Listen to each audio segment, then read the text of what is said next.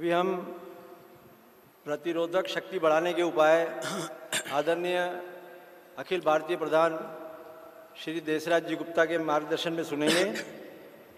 सभी अपने अपने आसन पे बैठे। आदरणीय श्री देसराज जी गुप्ता। ओम सहनावतु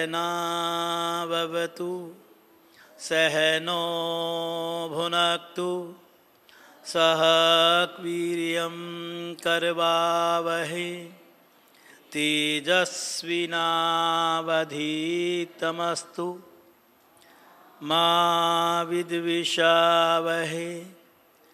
ओम शांति शांति शांति।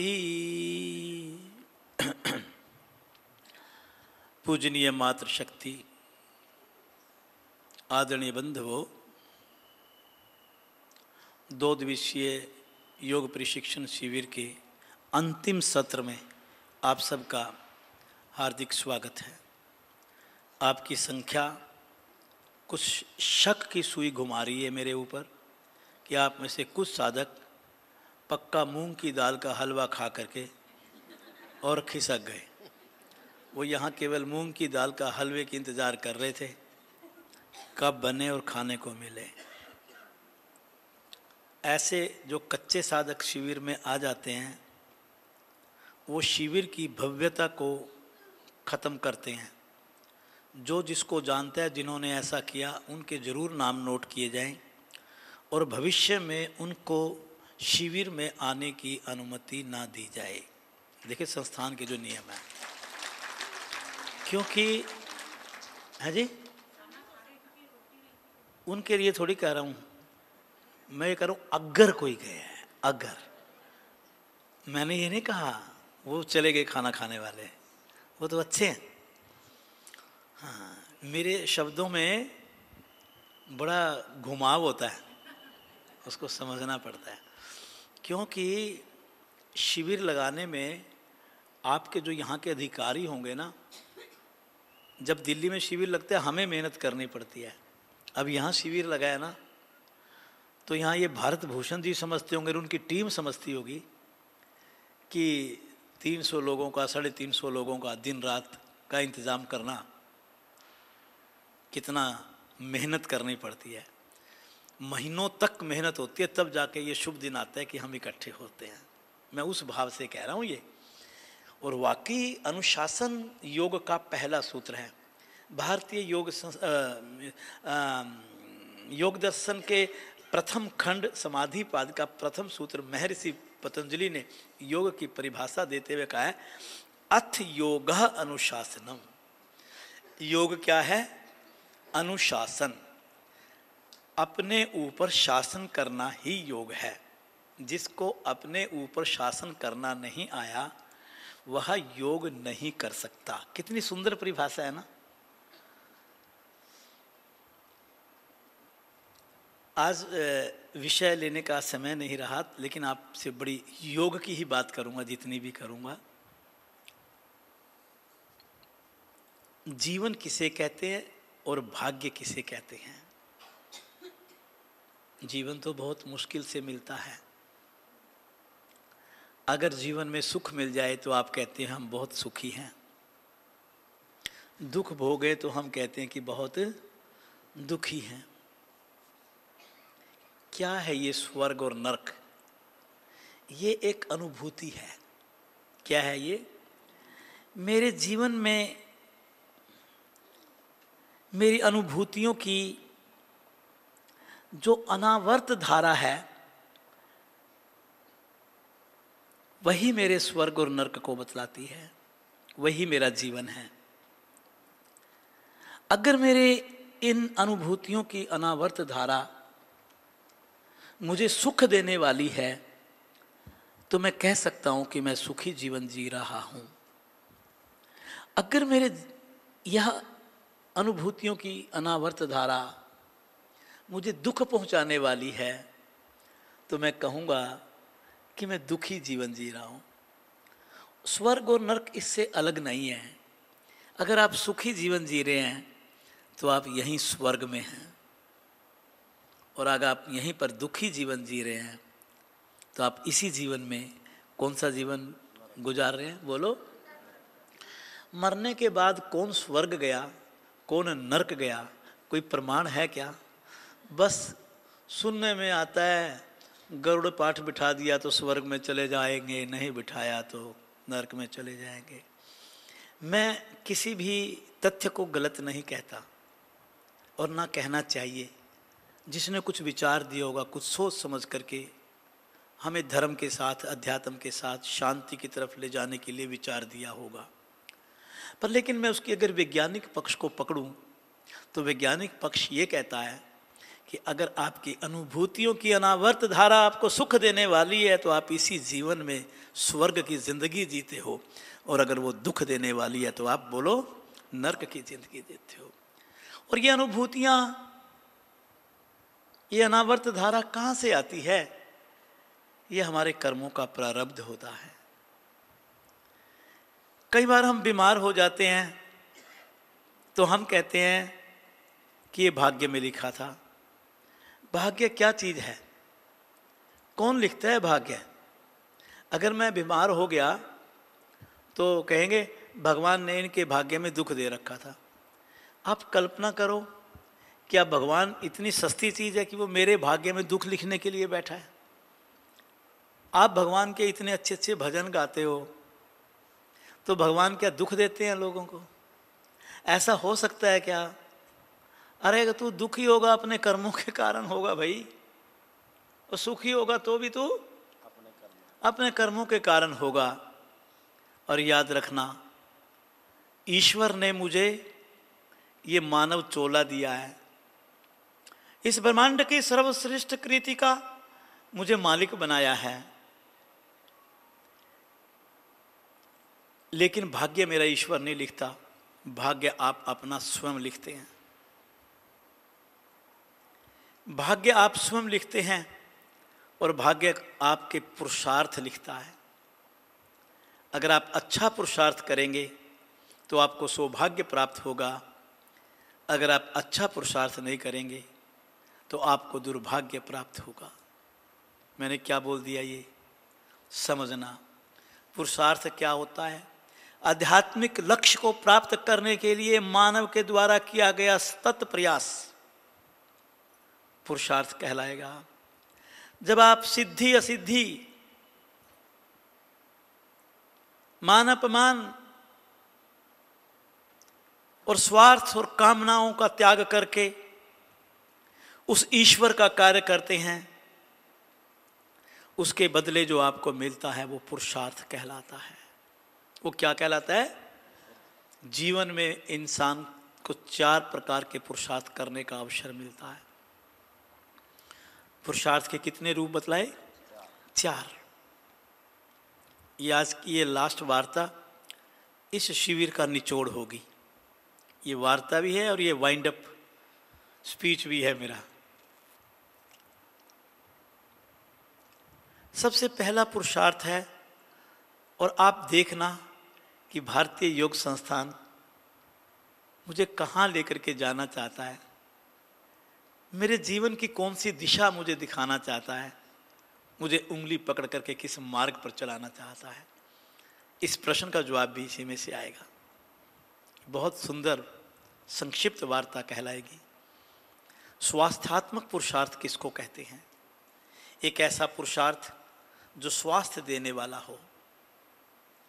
जब आप कोई ऐसा कर्म करो जिससे आप दूसरों को स्वस्थ रख सको, स्वयं स्वस्थ रहना और दूसरों को स्वस्थ रहने के मार्ग पर चला देना स्वास्थ्यात्मक पुरुषार्थ कहलाता है।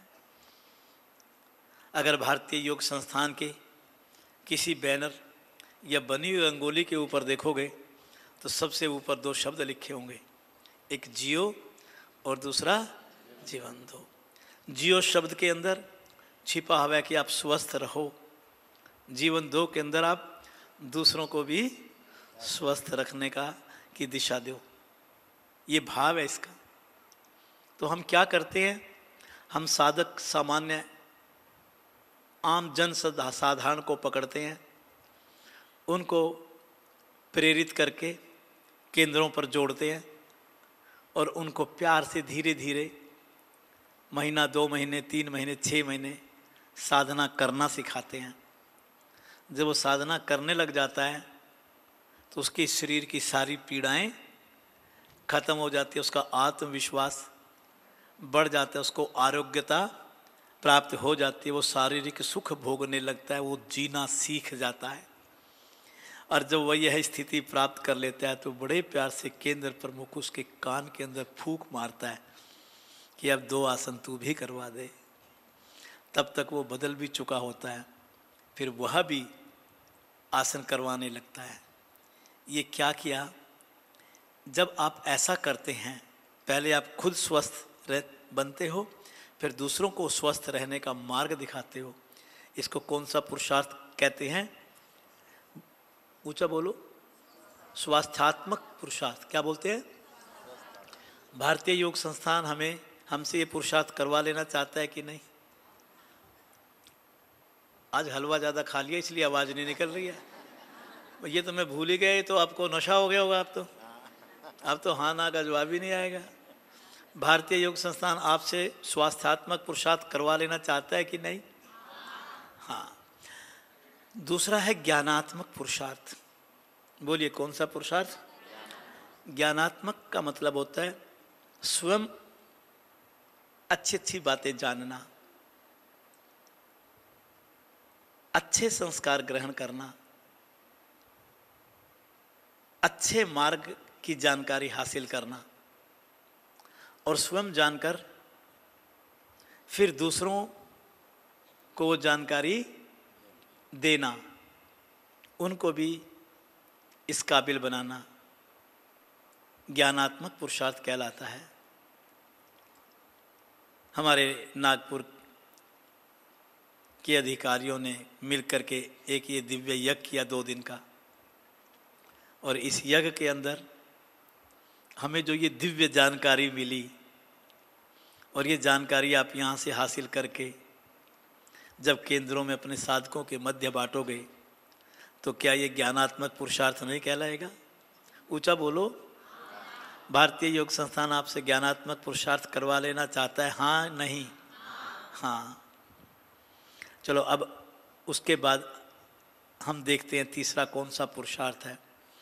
वो है प्रतिष्ठात्मक पुरुषार्थ। सम्मान पूर्वक जीवन जीना, समाज में अच्छाई का प्रतीक बनकर के जीवन जीना,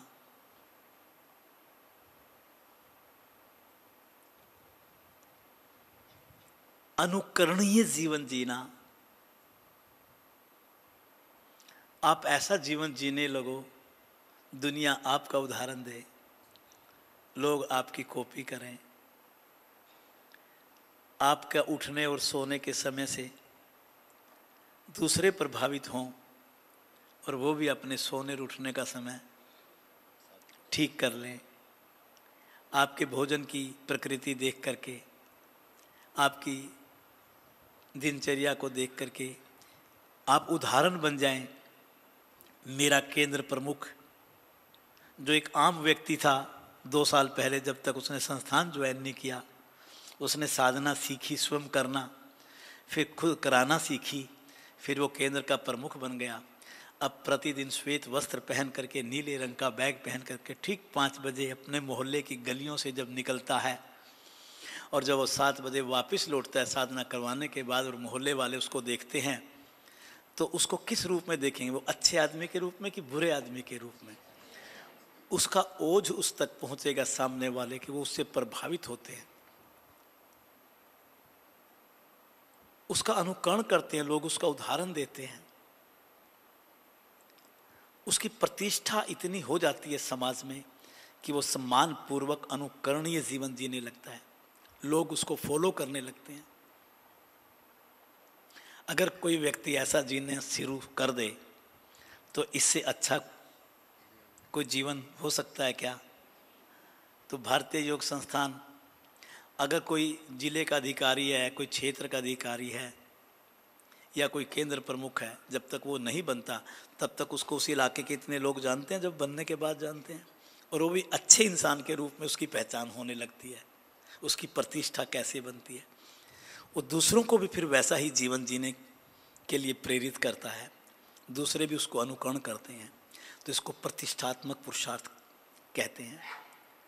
बताइए कि भारतीय योग संस्थान आपको ऐसा जीवन जीना सिखाता है कि नहीं?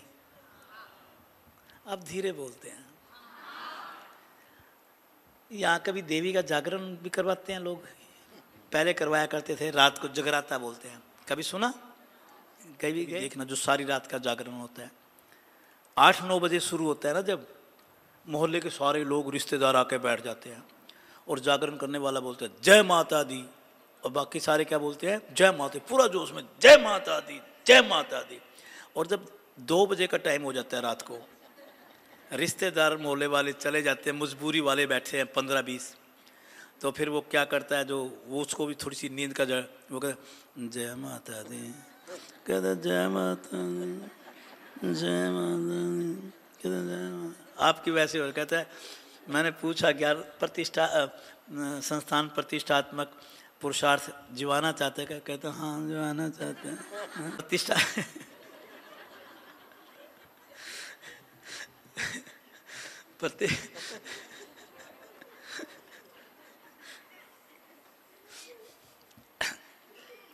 संस्थान प्रतिष्ठात्मक पुरुषार्थ जीवाना चाहता है। अब जाग गए, अब 9 बजे वाले टाइम पे आ गए। चलिए, क्योंकि देखो वाइंड अप तो कम से कम हंसते हुए चेहरों से पूरा करें ना, पता तो चले 2 दिन कुछ लेके गए हैं यहाँ से। भावनात्मक पुरुषार्थ, भावनात्मक का मतलब होता है जब आपके भाव सकारात्मक हो चुके हैं, आपके भावों में सरलता आ चुकी है, आपके भावों में सहजता आ चुकी है, आपका अंतःकरण पवित्र हो चुका है, आपका विवेक जागृत हो चुका है, आपकी वृत्तियां निवृत्त हो चुकी हैं, अब आप ध्यान धारणा और समाधि में जाने लायक हो चुके हो, आपके भीतर से निष्काम सेवा रूपी बीज अंकुरित हो चुका हो, ऐसी स्थिति आ जाती है। ये एक संत वाली स्थिति होती है। अगर वास्तव में आप सेवा के मार्ग पर ऐसे चलते रहें दीर्घ काल तक आप, तो फिर आपको सेवा में आनंद आने लगता है और आपके स्वभाव में सरलता आ जाती है, आपकी वाणी में सरलता आ जाती है, आप छोटी छोटी बातों पर क्रोध नहीं करते, आप परिस्थिति को नियंत्रण में लाना सीख जाते हैं, आपकी सहनशीलता बढ़ जाती है, आप सामने वाले को भी अगर क्रोध आ रहा है उसको भी आप प्रेरित करते हैं कि देखो भाई, क्रोध वो अग्नि है जो बुद्धि का नाश कर देती है। क्रोध करने वाला स्वयं अपनी क्रोध की अग्नि में अपने ही बुद्धि को नष्ट करके अपने जीवन को गलत दिशा दे देता है। ऐसा मत कर, उसको प्यार से समझाने का प्रयास करता है और उसका ओझ, उसका भाव ऐसा होता है कि उससे वो प्रेरित होकर के वह भी अपने क्रोध को शांत कर देता है। कहते हैं कि हमारे जो ऋषि मुनि हुआ करते थे, जो अहिंसा का पालन किया करते थे, सहजता और सरलता का जीवन जिया करते थे, भावनात्मक पुरुषार्थ के साथ जिया करते थे, तो उनके आसपास जो हिंसक प्राणी हुआ करते थे वो भी अहिंसक हो जाते थे। शेर भी आश्रम में आकर के मत्था टेका करते थे। तो ये एक कई बार आपने सुना होगा कि यहाँ नैना देवी है, रात को शेर आता है, मत्था टेक करके चला जाता है। तो ये वो भावनात्मक पुरुषार्थ का परिणाम है। उसके अंदर इतनी शक्ति आती है कि वो अपनी शक्ति से सामने वाले की हिंसा और क्रोध को भी शांत कर सकता है, सामने वाले की बुराई को भी शांत कर सकता है और उसको जो अच्छी दिशा है उसकी तरफ ले जाने की योग्यता उसके अंदर आ जाती है। जब आप इस अवस्था में पहुंच जाते हो तो उसको कौन सा पुरुषार्थ बोलते हैं? और भारतीय योग संस्थान अपने अधिकारी, अपने कार्यकर्ता, अपने साधकों, अपने शिक्षकों से इन्हीं चारों प्रकार के पुरुषार्थ को करवा करके उनके जीवन को धन्य बना देना चाहता है।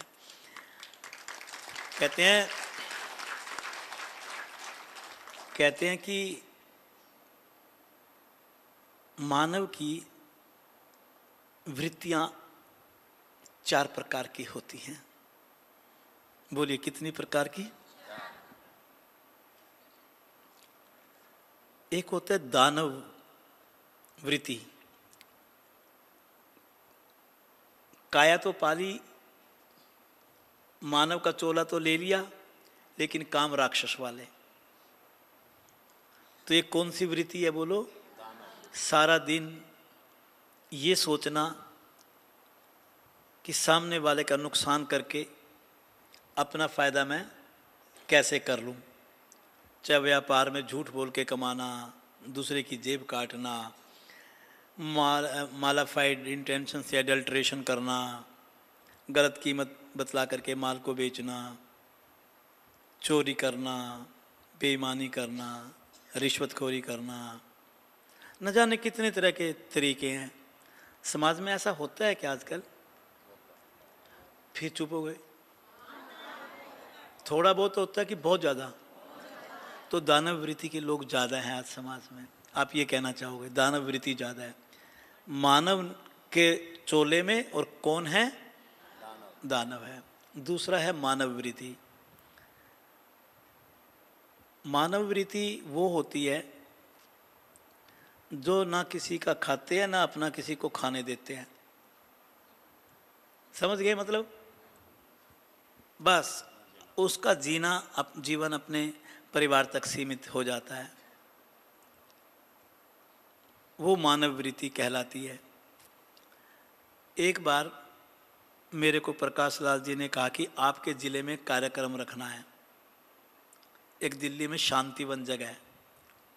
मैं बड़ा खुश हुआ। वहाँ बहुत बड़ी जगह थी, पूरी दिल्ली को इकट्ठा करना था, केंद्र चलता था हमारा।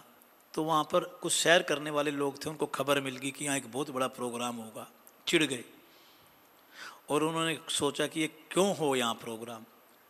तो उन्होंने माली को पैसे दे करके रात को पानी छुड़वा दिया ग्राउंड में। और जब सुबह हम वहाँ गए साधना करने के लिए, वहाँ टखने से भी ज़्यादा पानी भरा हुआ था। कौन सी वृत्ति है? मानव वृत्ति की दानव वृत्ति? दानव वृत्ति। कुछ साधक ऐसे होते हैं बैग उठा करके इस हिसाब से केंद्र में चलते हैं जब गायत्री मंत्र हो चुका होता है, और जैसे ही प्राणायाम खत्म होते हैं, ध्यान का प्रोग्राम शुरू होता है, अपनी प्लास्टिक लपेटना शुरू कर देते हैं। शांति पाठ प्रार्थना करना नहीं चाहते। ये मानव वृत्ति है। आसन साधना करवाना तो बाद मानव वृत्ति। अपना काम सिद्ध हुआ, उनका स्वार्थ केवल आसन प्राणायाम तक है, भगवान की प्रार्थना करने तक भी नहीं है, क्योंकि वो वृत्ति तो नहीं है ना, वो मानव वृत्ति है। चलिए कोई बात नहीं, अच्छे हैं फिर भी, साधना तो की। और तीसरी वृत्ति इससे भी ऊपर होती है, वो होती है देव वृत्ति। क्या वृत्ति? देव का मतलब होता है देवता। देवता का मतलब होता है देना। जैसे शिक्षा की देवी माँ ज्ञान देती है, धन की देवी माँ लक्ष्मी धन देती है, शक्ति की देवी माँ दुर्गा शक्ति देती है। तो जब हमारे भीतर सेवा भाव जागता है, जैसे केंद्र प्रमुख है, शिक्षक है, तो पैसे तो नहीं लेते, वो सिखाते हैं। अपनी साधना घर पे करके आते हैं और वहाँ आके 1 घंटा सिखाते हैं। तो उनकी भी देव जो वृत्ति है वो देने की है कि लेने की है? तो देव वृत्ति हुई कि मानव वृत्ति हुई? तो हमारे शिक्षक और कार्यकर्ता कौन सी वृत्ति में आए? देव वृत्ति में। और मेरे सामने कौन बैठे हैं? सारे शिक्षक बैठे हैं। अगर शिक्षक बैठे हैं तो ये सारे मानव हुए कि देवता हुए? तो आप सब देवताओं को मेरा प्रणाम। आप सब देवता हैं, देव पुरुष हैं आप देवता के रूप हैं। आपकी तालियां अभी वापस लूँगा जो बजाई हैं, अभी सुन लेना, वापस लूँगा, पक्की बात है, वापस लूँगा और फिर दूँगा। देवता के अंदर एक गड़बड़ है।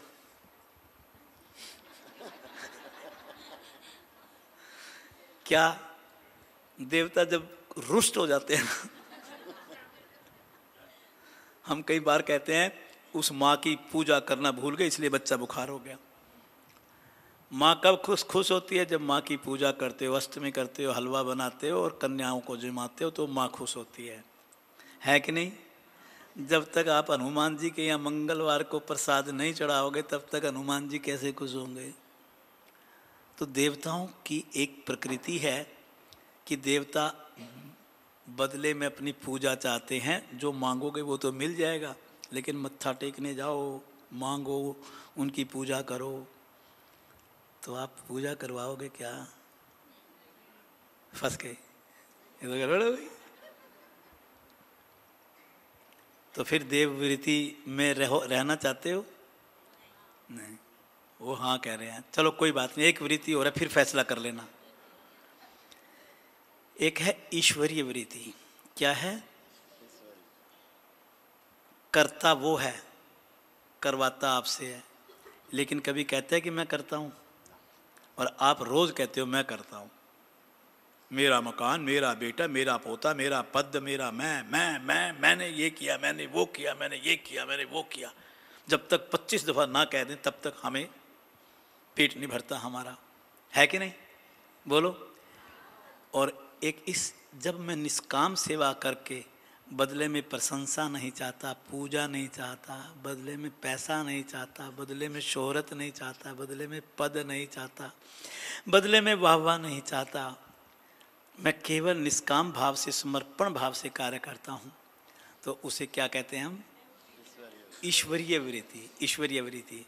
भारतीय योग संस्थान के जो शिक्षक हैं, भारतीय योग संस्थान के जो अधिकारी हैं, संस्थान कहता है देखो भाई, सेवा करके कभी भी ये मत कहना कि हमने सेवा की। सेवा से अहम जागता है। अगर आपने सेवा में आपकी स्वार्थ आ गया, सेवा के अंदर अहम आ गया, सेवा के अंदर मोह जाग गया, तो आपकी सेवा बेकार हो जाएगी। कैसी सेवा करो? निष्काम सेवा करो, कुछ नहीं चाहिए बदले में। ईश्वर को समर्पित कर दो। किसको समर्पित कर दो? जिस दिन आप ईश्वर को समर्पित कर दोगे, उस दिन आपकी जो सेवा है वो वास्तव में एक ऐसी निष्काम सेवा होगी जो आपको मोक्ष की ओर लेकर के जाने वाली होगी। किसकी ओर? तो भारतीय योग संस्थान आपको देवता नहीं, ईश्वर बनाना चाहता है।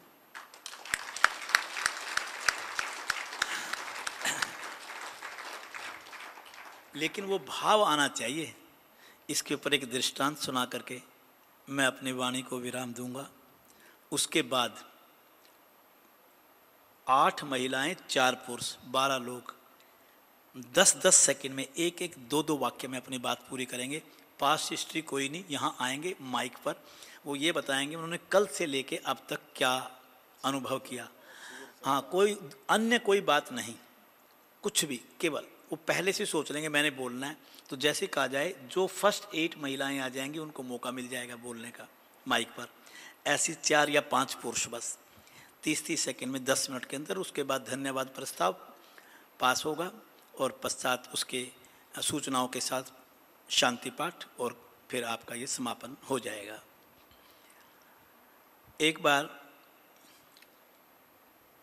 एक गरीब ब्राह्मण था, बिल्कुल परिवार नहीं चल पाता था, भिक्षा मांग करके अपना गुजर करते थे। आप कमंडल समझते होंगे, वो अपना कमंडल लेकर के हर रोज़ भिक्षा मांगने चला जाता।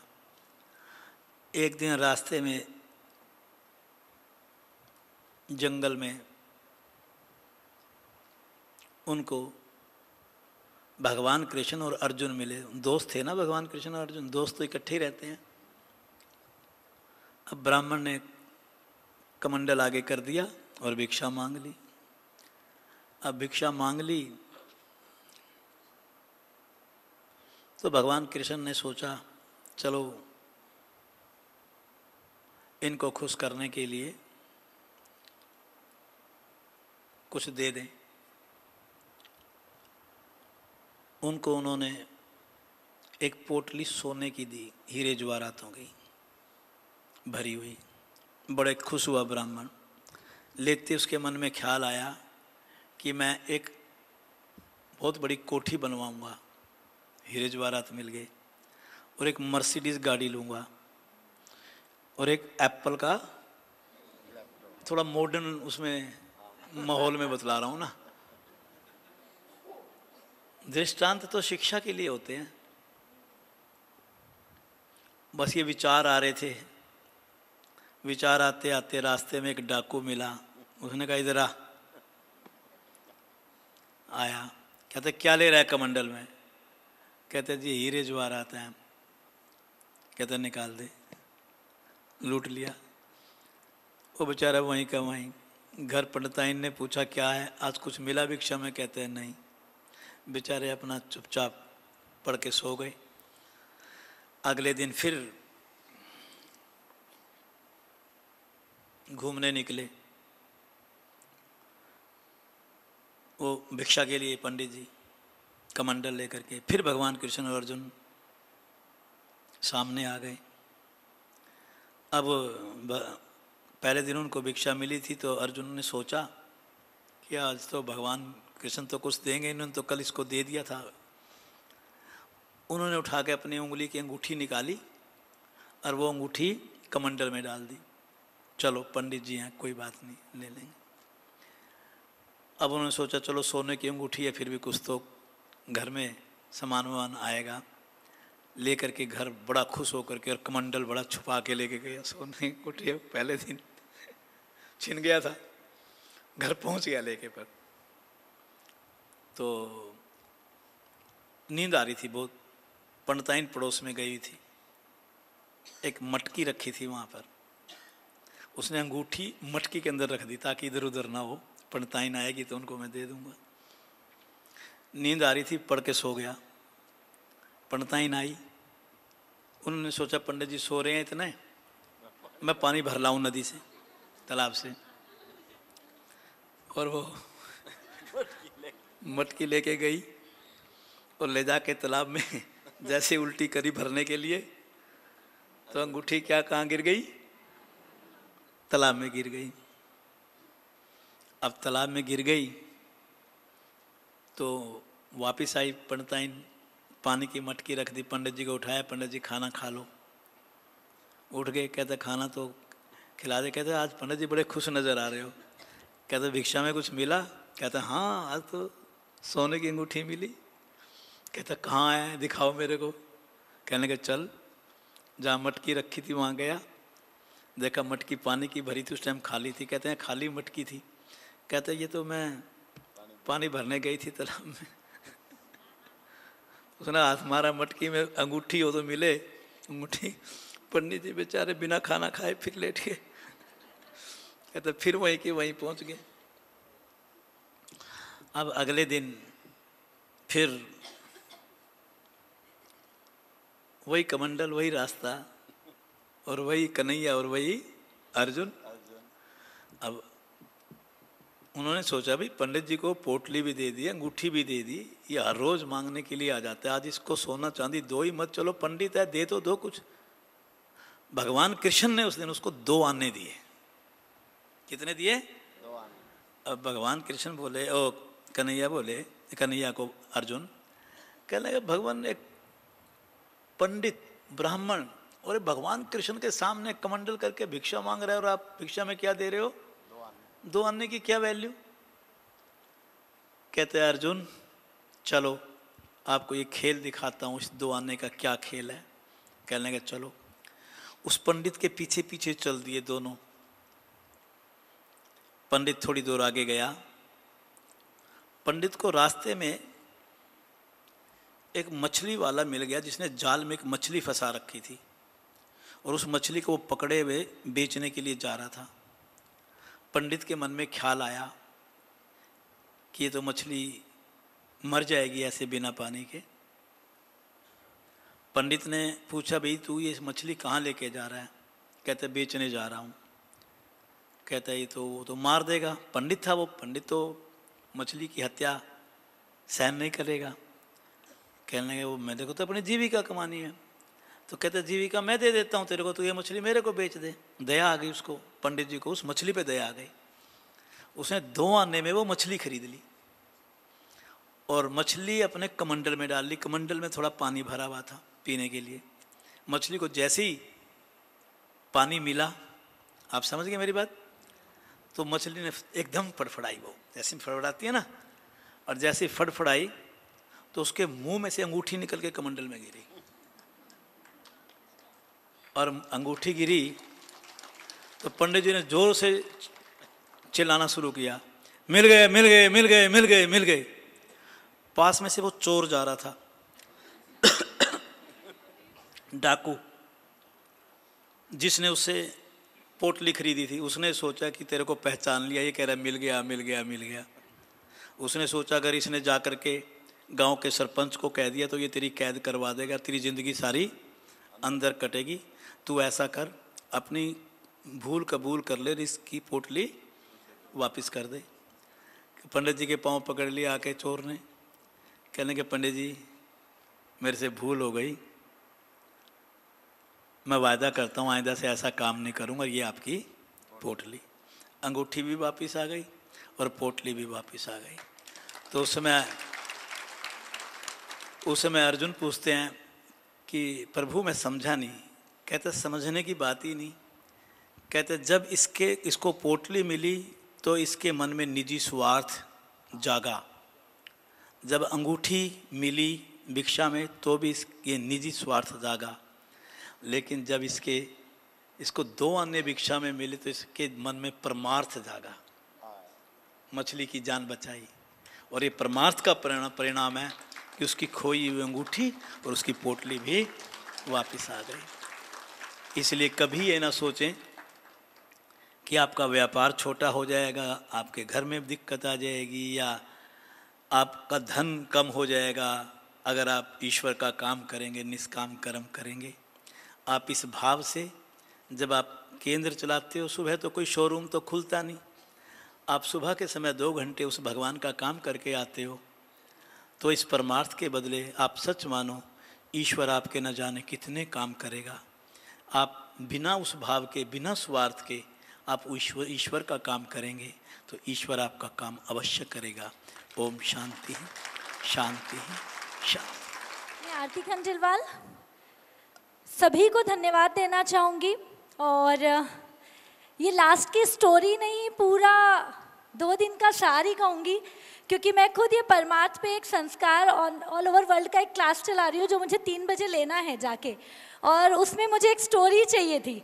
और ये स्टोरी मुझे लग रहा है इतना प्यारा बच्चों को बताने के लिए कि परमार्थ जो हम कहते हैं, आज के बच्चे सेल्फिश, क्योंकि कहीं ना कहीं हम भी इनडायरेक्टली वही कर रहे हैं, धीरे कहीं ना कहीं अपना हो जाता है। वो अंगूठी मिली तो पहले एक बार घर ले लूँगी, फिर 10% कहीं इन्वेस्ट कर दूँगी, है ना। तो वो चीज़ बहुत बढ़िया लगी। बाकी सब भी बताएंगे किनको क्या प्रभाव पड़ा, लेकिन मैं एज अ मोटिवेशनल स्पीकर काम करती हूँ बहुत माइंड वगैरह पे, लेकिन यहाँ जो अध्यात्म से जुड़ने का मौका मिला ना, उसकी कोई सराहनीय काबिले तारीफ है। और बस ये कहूँगी, आपसे हमने बहुत कुछ सीखा है, आपसे हमने बहुत कुछ पाया है, और आपके और ईश्वर के आशीर्वाद से ही ये शुभ दिन आया है। तो एक बार जोरदार यहाँ जितने भी लोग वर्क किए हैं, जितनों ने भी कंट्रीब्यूशन दिया है, भरत मदान भैया, उनकी पूरी टीम को दिल से धन्यवाद। चलिए 8 महिलाओं को मौका मिलेगा। देशराज जी की वार्ता सुनकर मेरा आत्मविश्वास और भी बढ़ गया है। चलिए बहुत बढ़िया। आप तालियां अच्छी बजाएंगे हर वक्ता के ऊपर। मैं ललिता पुनियानी, केंद्र प्रमुख। जब मैं घर से ऐसे करो माइक को। जब मैं शिविर के लिए घर से निकली तो बहुत टेंशन था कि ये काम करना है, वो काम करना है। यहाँ आने पर एक भी पल एहसास नहीं हुआ कि घर में क्या हो रहा है, क्या नहीं हो रहा है। इतना ज़्यादा अच्छा फील हो रहा है, ऐसा लग रहा है कि ये पल हर साल आना चाहिए। Good, thank you. मैं रेवती बेलपांडे, नंदनवन जिला की क्षेत्र प्रधान।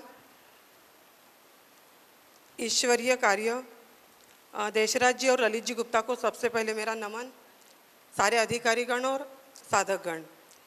शिविर में आने के पहले काम तो ईश्वरीय करते हैं, लेकिन कभी कभी मन में ये आता था कि कोई अधिकारी से कोई करता नहीं था कोई, पर मन में कभी आ जाता था कि ऐसा हो रहा है, अपने साथ हो रहा है। पर शिविर के बाद ये 100% बताना चाहूँगी कि जो करना है संस्था के लिए, वे पूरा ईश्वर का काम समझकर अभी तक करते आए हैं। इसके बाद शिविर से जाने के बाद तो वो ईश्वरीय कार्य, मतलब जो अभी तक मन में आया था, थोड़ा बहुत जो आया था, वो यहीं से इसमें आहुति देके ओम शांति शांति शांति करके आगे से और अच्छा काम संस्था के लिए करेंगे। धन्यवाद।